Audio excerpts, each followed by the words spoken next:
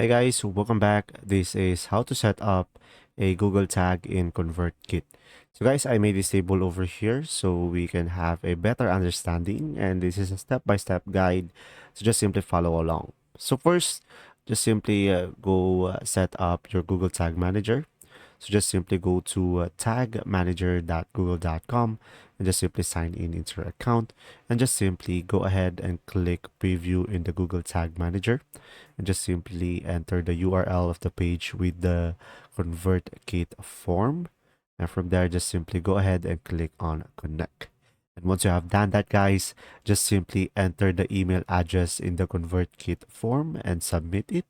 And from there, just simply go to the Google Tags Manager's preview mode and just simply click the ConvertKit submission event in the left side bar.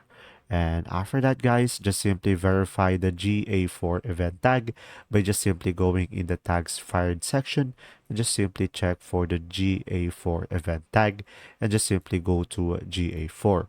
And from there, just simply go for the configure and go for the debug view. And from there, just simply check for the form submission event.